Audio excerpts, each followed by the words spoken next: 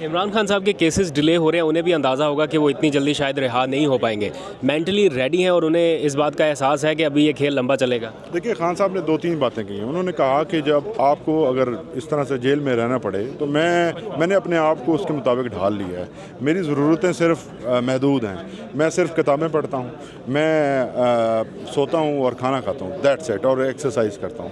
اگر آپ اپنی ضرورتوں کو محدود کرتے ہیں تو آپ کسی بھی جگہ رہ سکتے ہیں. اس میں کوئی مشکل نہیں ہوتی، کوئی دقت نہیں ہوتی. انہیں جب بتایا گیا کہ غداری کا مقدمہ ان کے اوپر قائم کیا جا رہا ہے تو کیا کہنا تھا ان کا؟ انہوں نے مقدمے کے اوپر کہا کہ اس کو اگر لائیو سٹریم کیا جائے گا تو میں بڑا خوش ہوں گا اور میں چاہوں گا کہ میں خود اپنی وکالت کروں. مریم نواز شریف کی حکومت کی جانب سے جس کی پرمیشن دی گئی اور ایک پریس کانفرنس کی گئی، اس کے رد عمل میں خان صاحب نے کہا کہ میں بالکل تیار ہوں اور ایسے مقدمات میں پہلے بھی فیس کر رہا ہوں، اور جو 200 مقدمات پہلے ہوئے ہیں، ایک اور آ جائے گا تو مجھے کوئی فرق نہیں پڑتا. لیکن میں صرف یہ چاہوں گا کہ میری قوم کو جو ہے وہ حقیقت پتہ چلے اور اس کو لائیو سٹریم کیا جائے.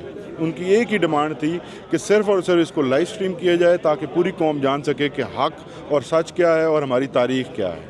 خان صاحب نے اڈیالہ جیل سے مہدی حسن کو خصوصی انٹرویو بھی دیا ہے. اس کے نکات آپ کے سامنے آئے ہیں نہیں مجھے نہیں پتہ، لیکن اس میں انہوں نے کافی اہم باتیں کی ہیں اور انہوں نے کہا ہے کہ سوللی جنرل باجوہ جو ہے وہ ذمہ دار تھے رجیم چینج آپریشن کے اور ہماری حکومت گرانے کے. ایک تو اس پہ کامنٹ کیجیے گا، دوسرا یہ بتائیے گا خان صاحب نے حکمت عملی کوئی طے کی ہے احتجاج کے حوالے سے؟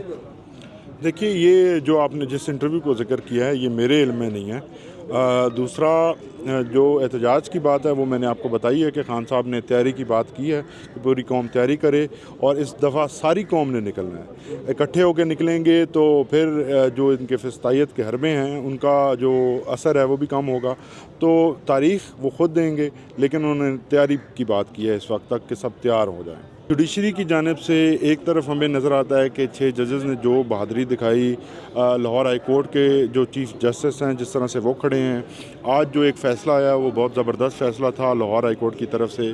لیکن اس کے ساتھ پھر ایسے کیسز بھی ہیں جہاں پہ اس قسم کے فیصلے آ رہے ہیں کہ آپ کے سامنے ہے کہ اس لیٹر کے اندر جو جج صاحب نے اسلام آباد ہائی کورٹ کو لکھا ہے اس کے اندر واضح طور پہ لکھا ہے کہ پروسیکیوشن کی طرف سے مختلف حربے جو ہیں وہ آزمائے جا رہے ہیں کہ کسی بھی طرح سے اس کیس کو ڈیلے کیا جائے.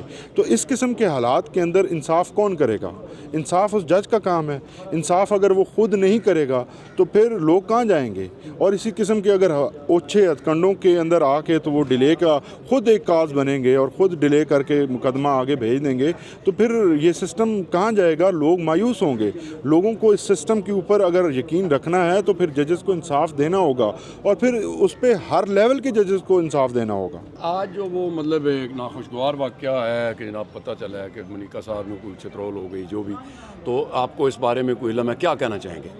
جی، میں نے سنا ہے، میں اس وقت جیل میں تھا اور جو انہوں نے کیا وہ انتہائی نامناسب باتیں تھیں.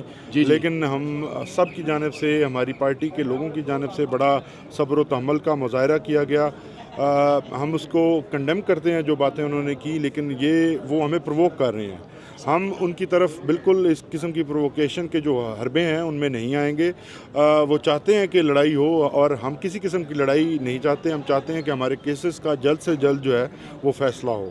وہ چاہتے ہیں کہ وہ ڈیلے کریں اور شاید ان کا کوئی اور ایجنڈا ہو.